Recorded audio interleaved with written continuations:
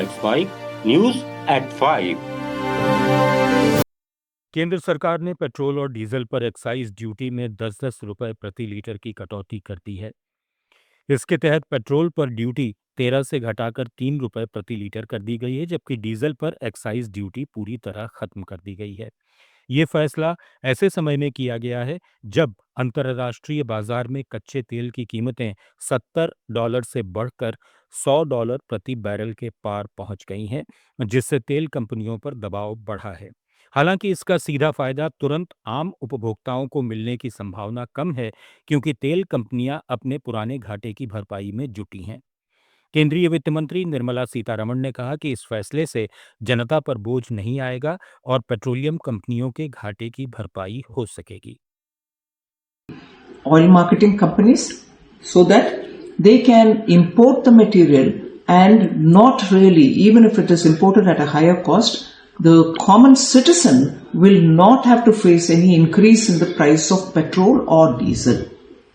Equally, even for ATF, which is so required for aviation, we are making sure that the prices will not go up and the oil marketing companies will be supported to bring these commodities to India.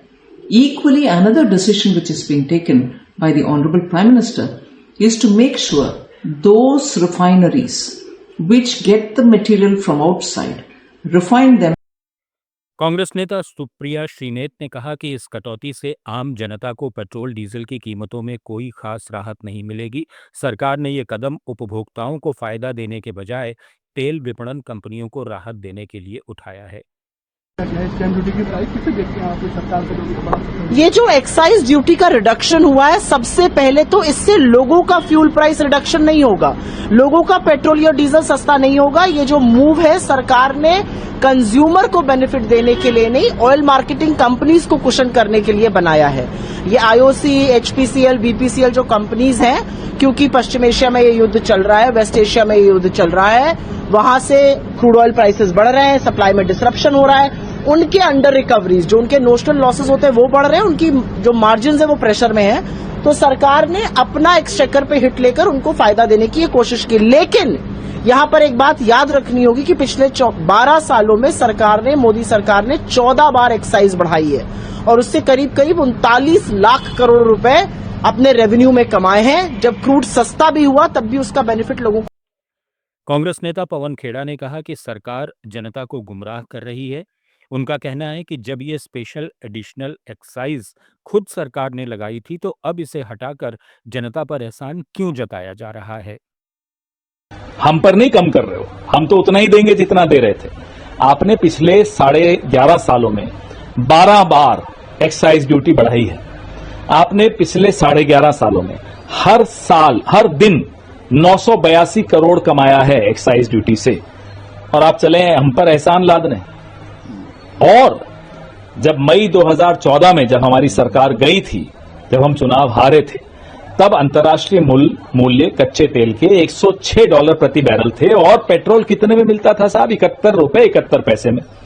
Diesel मिलता था 56 रुपए 71 पैसे में। आज अंतर्राष्ट्रीय मूल्य $70 प्रति barrel है, लगभग आधा मान लीजिए, लेकिन पेट्रोल आप दे रहे हैं 94-95 रुपए में ले रहे हैं। तो ये सब उसी कमाल की एक्साइज ड्यूटी है जो इन लोगों ने हम पर डाली है। केंद्र सरकार ने पश्चिम एशिया संकट के बीच देश में लॉकडाउन लगाए जाने की अफवाहों को पूरी तरह खारिज कर दिया है। वित्त मंत्री निर्मला सीतारमण, संसदीय कार्य मंत्री किरेन रिजिजू और पेट्रोलियम मंत्री हरदीप सिंह पुरी ने साफ कहा कि लॉकडाउन को लेकर कोई प्रस्ताव विचाराधीन नहीं है और ऐसी खबरें पूरी तरह भ्रामक हैं। किरेन रिजिजू ने कहा कि हालात नियंत्रण में हैं और प्रधानमंत्री नरेंद्र मोदी खुद स्थिति पर नजर बनाए हुए हैं। वहीं हरदीप पुरी ने लोगों से अफवाहों पर ध्यान नहीं देने और डर का माहौल नहीं बनाने की अपील की। वित्त मंत्री ने भी भरोसा दिलाया कि कोविड जैसे किसी भी लॉकडाउन की कोई संभावना नहीं है। Shortages of LPG, shortages of diesel and so on. These are absolutely baseless, and remarks such as these coming from leaders in political domain is really worrisome.